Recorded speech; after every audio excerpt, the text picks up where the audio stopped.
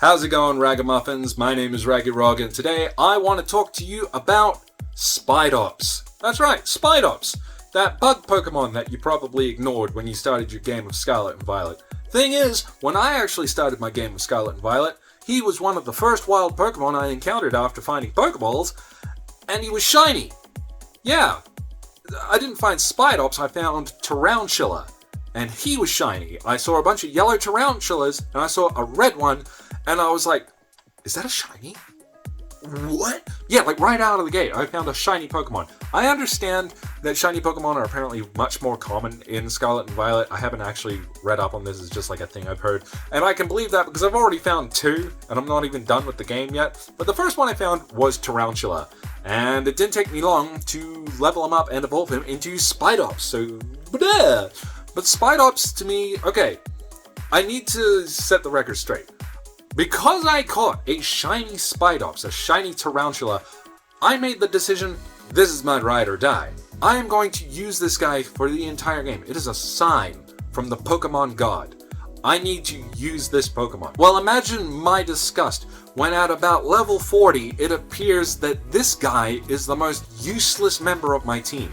He cannot keep up with the others, he keeps getting killed, and his moves can't kill anything.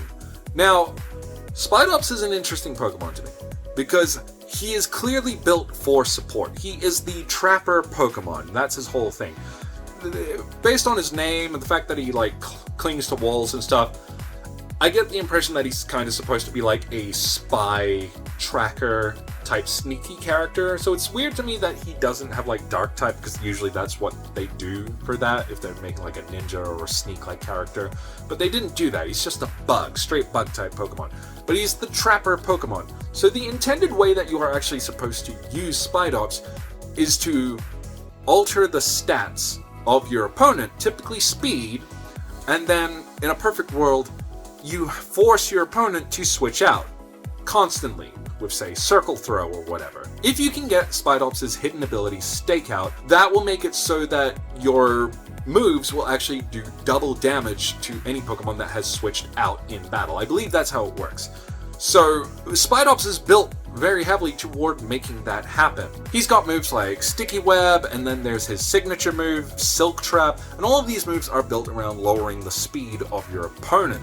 The problem is that Spidops' base speed is actually abysmal. Spidops only has a base speed of 35, which is one of the lowest I can remember seeing in late recent history. 35 base speed is so slow that even after slowing down most opponents, especially in the competitive scene, he is likely still going to be considerably slower than his opponent. After researching this, I am brought to the determination that Spidops is most likely intended for double battles.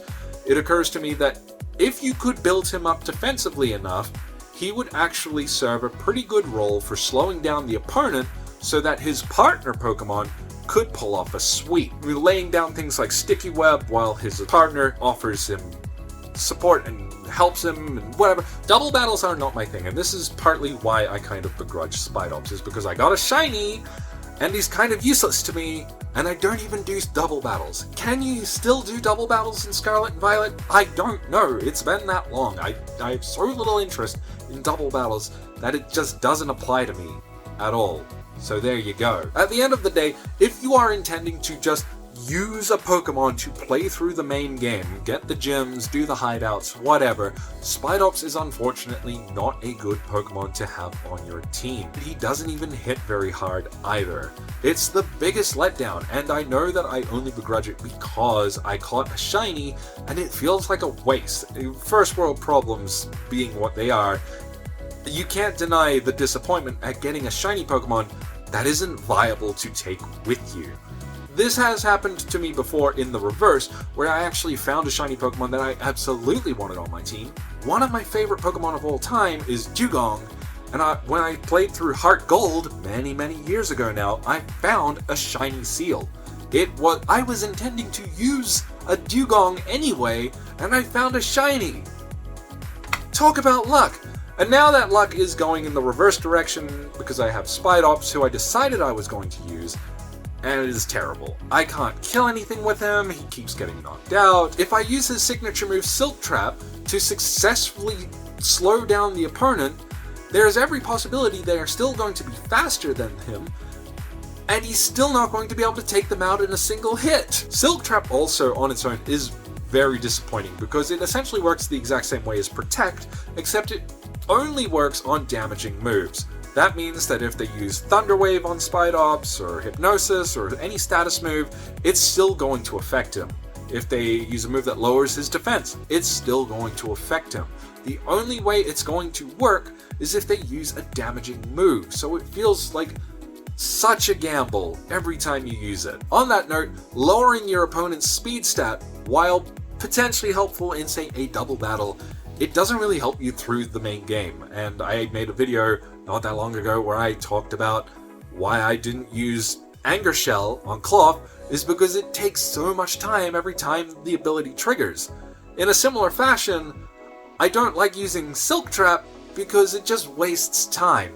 Alternatively, I could just use Kilowattrel, use Aerial Ace, and likely whatever my bug Pokemon is using would die anyway because Kilowattrel is just so much stronger. He's not even the same type, and he's still probably going to have an easier time against things that Spidops should have the advantage over. It's a weird disconnect, but guess what? I've got Kilowattrel on my team, that's why I can think of these things. Bleh. Honestly though, if you do want a bug-type Pokemon on your team in Scarlet and Violet, there are simply better options.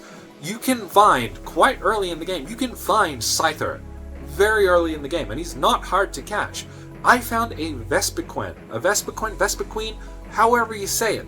It just out and about, you can catch it. That one was kind of hard to catch, but you've got options. If you want a brand new Pokemon, something exclusive to Scarlet and Violet in the form of a bug-type Pokemon, you've got Low Kicks. There are options. Suffice it to say that when it comes to bug-type Pokemon, Spidops is unfortunately the weak link, and it's a shame because I do know that he has his niche, and I'm more lamenting my own luck because of the whole shiny thing.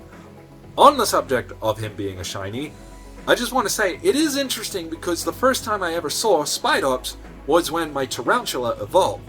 So, where most people know Spidops to be green and yellow, I know him to be like pink and magenta, and that looks normal to me. And the green one, the first time I saw the green one was when I was doing like the Poison Hideout from Team Star, because he's hanging out there. That's where I saw it in that color for the first time, and it looked so weird to me. Just let me know in the comments below. Which does he suit better? Do I like him more in the magenta because that's just what I was given? Or does he actually just look terrible in the green? I want to know. Seriously, let me know what you think. The last thing I want to mention about Spidops is a way that I think he could be a lot more bearable.